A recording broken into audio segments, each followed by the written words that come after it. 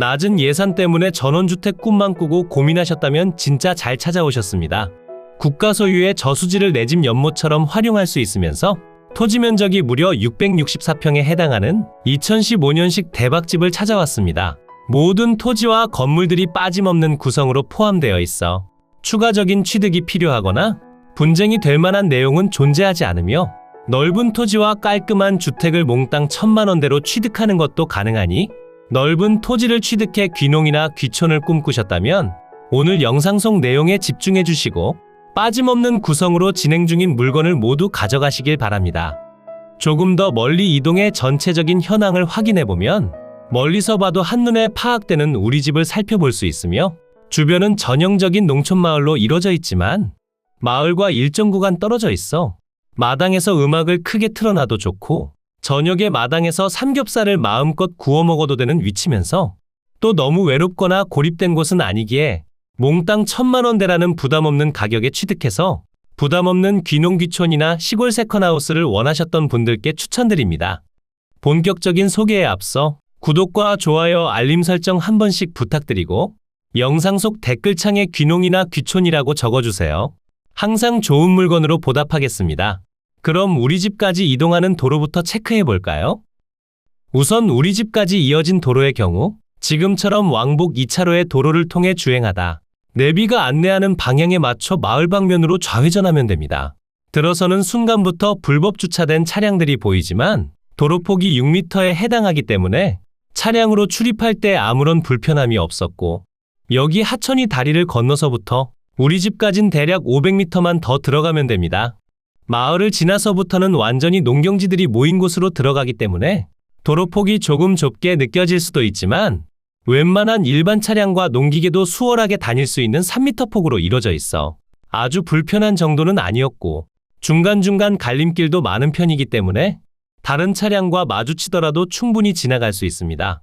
그리고 들어오다 보면 좌측편으로 조그마한 저수지가 보일 텐데 여기서 한 번 더 좌회전하면 오늘 소개해드릴 집 앞으로 도착합니다. 해당 물건에 포함된 토지 경계를 살펴보면 추가적으로 취득해야 할 목록 없이 한 필지로만 구성되어 있고 여기 입구 쪽 진입로부터 주택이 건축된 곳 그리고 여기 넓은 텃밭까지 당연히 전부 포함이라 보시면 되고 면적은 2194제곱미터 663.6평에 해당합니다. 토지 모양이 엄청 깔끔하다고 볼 수는 없지만 그래도 대부분 평탄하게 이뤄진 곳이라 유실되는 면적 없이 전부를 활용할 수 있다는 장점이 있고 주변 대부분이 농지라는 점은 확실히 아쉽게 느껴지지만 저렴한 가격으로 취득할 수 있다는 점을 생각해보면 어느 정도 타협해서 거주하기에는 무조건 나쁘다고 볼 수는 없어 보였습니다. 그리고 토지 면적이 넓고 풀이 무성하게 자란 상태라 정확한 경계가 보이지 않을 수도 있지만 실제 현장에서 확인해 본 결과 2015년에 신축 공사를 진행하며 측량까지도 모두 완료했기 때문에 경계 때문에 분쟁이 발생할 일은 전혀 없고 당연히 국유지 정식도로와 접하고 있어 출입에도 아무런 문제가 없습니다. 그러니 오늘 물건을 볼 때는 분쟁이 될 만한 문제보다는 내가 과연 여기에 들어가서 제대로 살아갈 수 있을까에 대해서 신중하게 생각해 보셔야 합니다. 이제 토지 위로 건축된 건물 목록과 현황에 대해 설명드리겠습니다. 우선 아주 넓은 땅이지만 나머지는 모두 텃밭처럼 활용 중이기 때문에 토지 위로는 단독주택과 넓은 창고 그리고 다양한 제시외 건물로 구성되어 있으며 토지상에 식재된 조경수 및 수목도 포함되어 있습니다. 그리고 제시외 건물이 생각보다 많은 편이지만 제가 현황을 살펴본 결과 현황상 대부분 주택의 일부로서 이용 중이기 때문에 그냥 지금 모습 그대로 활용하시는 것도 가능하고 창고 또한 주택과 함께 건축된 곳이라 전체적인 상태는 물론 면적에 대한 아쉬움도 없습니다. 그리고 가장 중요한 주택의 면적은 99.99제곱미터 30.2평이고 구조는 경량철 골조의 판넬 지붕 위 아스팔트 싱글, 사용 승인일은 2015년 5월 8일로 건축된 지 11년 차에 해당하는 건물입니다. 멀리서 볼 때는 제대로 된 현황을 살펴보기 어렵지만 감정평가서에 제공된 건물 사진을 보면 정말 일반적인 목재 디자인의 사이딩 판넬로 마감되어 있어 유행을 타거나 호불호가 심하게 나뉘지도 않을 듯하며 소유자분과 어머님께서 함께 거주하시는 주택이면서 연식도 그리 오래되지 않았기 때문에 물건을 취득한 뒤에도 많은 비용이 들어가지 않을 듯합니다.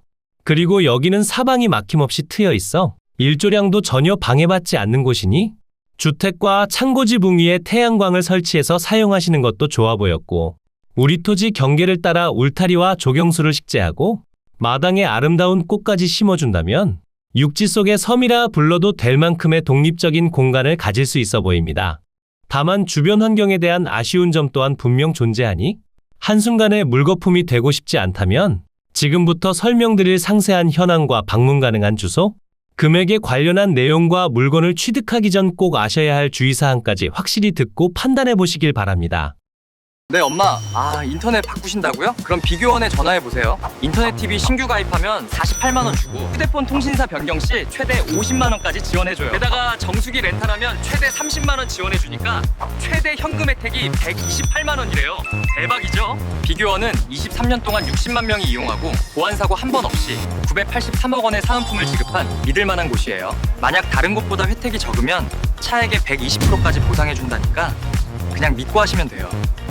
엄마, 지금 바로 1670에 2521로 전화해보세요. 아니면 네이버에 비교원이라고 검색하시면 바로 나와요.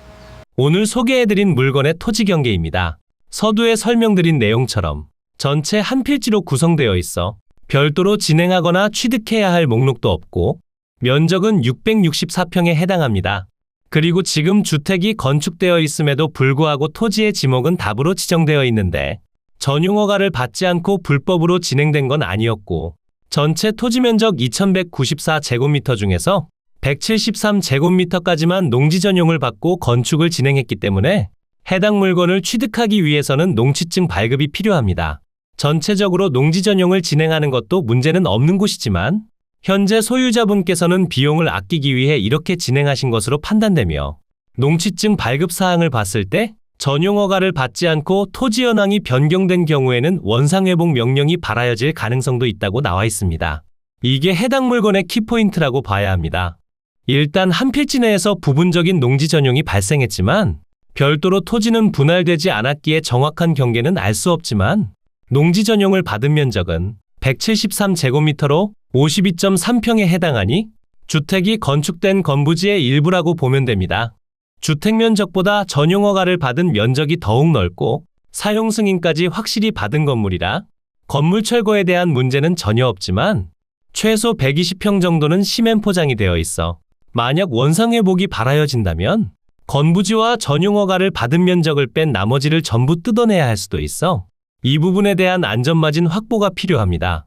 그리고 토지의 용도지역은 농림지역에 가축사육 제한구역으로 지정되어 있지만 다행히도 농업보호구역에 해당하는 곳이라 일반인도 별다른 문제 없이 취득하거나 판매할 수 있습니다.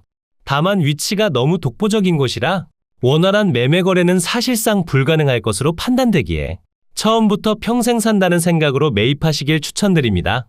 집 앞까지 연결된 도로의 경우 사유지와 국유지 도로가 혼재하나 아주 오래전부터 마을분들이 농사를 짓기 위해 활용하던 도로면서 건축법상 도로로서 허가받는데도 문제가 없었고 우리 땅은 국유지 정식도로와 확실히 접하고 있기 때문에 입구가 막히거나 다른 사람이 방해할 일도 전혀 없습니다. 다만 낮에는 편하게 이동할 수 있지만 가로등이 하나도 없는 곳이라 어두운 저녁에 이동하기에는 다소 위험해 보이니 늦은 시간대의 모습 또한 체크하시길 추천드립니다. 그리고 바로 앞 저수지 또한 모두 국유지에 해당하는데 여기는 낚시를 하거나 취미생활을 영위하는 곳이 아닌 논밭에 물을 대는 용도로 활용 중입니다. 그러니 우리 집 주변 대부분은 답이고 여름철에는 습기와 벌레가 많을 수밖에 없음을 감안해야 합니다. 주택의 추가 내용을 확인해보면 현재 상수도가 아닌 지하수를 이용하는데 현재 300만 원에 평가된 지하수 관정은 매각에서 제외된 상태입니다.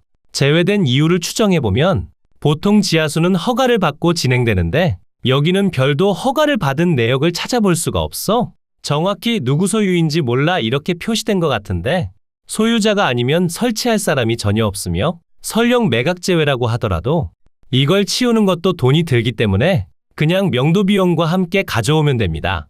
그리고 주택으로는 위생설비 및 급 배수 설비는 당연히 갖춰져 있고 난방은 기름 보일러, 취사는 LPG를 이용 중인데 나중에 인덕션으로 바꿔주시면 한층 더 편리하고 안전하게 거주할 수 있습니다. 그리고 방위를 살펴보면 거실 창문 기준 남향을 바라보게 건축되어 있고 아래편에서부터 점차 높아지는 곳이면서 사방이 막힘없이 트여 있기에 지붕에 태양광 발전 설비를 설치해서 이용하는 것도 추천드립니다. 제시외 건물 기역번은 주택 뒤편에 설치된 다용도실이고 구조는 경량철 골조의 아스팔트 싱글 지붕, 면적은 8.7평입니다. 제시외 건물 니은번은 주택 전면에 설치된 가축고 구조는 경량철 골조의 아스팔트 싱글 지붕, 면적은 6.8평입니다. 제시외 건물 디귿번은 다용도실 옆에 설치된 보일러실이고 구조는 판넬조의 판넬 지붕, 면적은 0.8평입니다. 여기까지는 모두 매각에 포함되어 있으나 마지막 제시외 건물 리을번은 매각에서 제외된 상태입니다. 토지와 완벽히 결속되지 않아 철거가 가능하다는 이유로 제외시켰을 가능성이 큰데 이러한 내용은 소유자에게 협상의 기회가 아닌 오히려 가격을 폭락시키는 또 다른 영향으로 볼 수도 있습니다. 다만 어찌됐건 우리 땅에 정확히 건축되어 있고 소유자의 창고라는 것도 확인이 됐으니 지하수 관정과 함께 헐값에 매입하는 게 제일 좋아 보입니다. 현장에서 설명은 여기서 마무리하고 위성지도를 통해 보다 상세한 물건의 입지를 분석하고 부족한 설명을 보충하겠습니다. 이곳이 해당 물건의 위치고요. 물건지 주변으론 하동, 광양, 남해, 사천 등이 위치하고 오늘의 집에서 하동군청까진 자차 기준 20분 정도면 이동이 가능합니다. 군청까지 접근성도 좋지만 굳이 군청까지 이동하지 않더라도 편의시설을 이용할 수 있어 이 부분에 대한 걱정은 크게 없지만 최근에 업로드된 하동 물건들은 우리 집보다 현황이 좋음에도 폭락하는 전원주택들이 많으니 신중에 신중을 기울여 물건을 취득해야 합니다. 집 주변으로 확대해보면 집에서 멀지 않은 곳에 지방도와 국도가 위치하고 있어 자차만 보유하고 있다면 여기저기 이동할 때 불편함이 없고 바로 아래편 남해고속도로를 이용할 수 있는 하동IC까지도 자차 기준 10분이면 도착하니 고속도로를 이용하기에도 더할 나위 없이 좋습니다. 우리 집까지 이어진 도로의 경우 여기 표시되는 왕복 2차로의 도로를 통해 주행하다 마을 방면으로 들어오면 되고 입구에서부터 우리 집까진 500m만 들어가면 됩니다. 하지만 들어가는 도로에 몇 가지 주의사항이 있는데요. 일단 우리 집까지 이동하는 건 별다른 문제가 없으나 여기 마당에서 차를 돌리지 않고 계속 올라가면 길이 좁아지면서 나무 때문에 차에 흠집이 많이 나니 처음 방문하실 때는 여기 마을 쪽에 차량을 주차하고 걸어서 이동하시길 추천드립니다. 그리고 여기 마을과 떨어져 있다는 점은 좋으나 우리 집은 완전히 답에 둘러싸인 곳이라 여름에는 습기와 벌레가 많을 수밖에 없고 직선 거리 기준 250m 거리의 고압선, 여기 뒤편으로는 고속도로가 위치하고 있어 마당에서는 어느 정도의 소음도 들렸습니다. 다만 고속도로 소음이 엄청 심한 건 아니니 이 부분에 대해서는 너무 걱정하지 않으셔도 됩니다. 그리고 당연히 걸어서 이용할 수 있는 편의시설도 없는데 그나마 다행히도 자차 기준 3분만 이동하면 하나로마트를 이용할 수 있으면서 10분 거리에 위치한 진교 시외버스터미널 방면으로 가면 병원과 약국을 포함한 다양한 인프라 또한 활용 가능하니 편의시설에 대한 아쉬움은 크지 않습니다. 이곳이 오늘 소개해드린 물건의 토지 경계입니다. 위성지도상의 오차가 그리 심하지 않아 지적도와 비교해봤을 때 크게 다른 점이 없었고 현장에 방문하셨을 때 경계를 살펴보기에도 좋았습니다. 제가 방문했을 때는 집에 아무도 계시지 않았지만 방문하셨을 때 소유자가 계시다면 매각에서 제외된 창고와 지하수 관정에 대한 이야기를 나눠보시길 추천드립니다. 이제 머니옥션을 통해 상세한 현황을 설명드리겠습니다. 사건 번호 2025 타경 1032 소재지는 경상남도 하동군에 위치하며 직접 방문 가능한 주소는 머니옥션에서 사건 번호를 검색하시거나 땅땅정보통 멤버십 가입을 통해 확인 가능합니다. 물건의 종류는 단독주택이고 매각기일은 2026년 6월 8일 월요일 오전 10시에 창원지방법원 진주지원에서 진행됩니다. 처음 평가된 감정평가 금액은 1억 4,900만 원에 평가됐다. 현재 1회 유찰로 인해 1억 400만 원에 진행 중인데 여러분도 모두 느끼신 내용처럼 아직까지 비싸다 판단되기에 최소 반값부터 시작이다 생각하고 기다려주시길 추천드립니다. 조경수 및 수목들이 모두 포함됐지만 제시외 건물 리을번이 제외됨으로 인한 토지의 감안가격은 7,600만 원에 평가됐다. 현재는 5,300만 원으로 평당 8만 원에 진행 중이고 매각에 포함된 건물의 합산가격은 7,200만 원에 평가됐다. 현재는 5,100만 원으로 평당 109만 원에 취득이 가능합니다.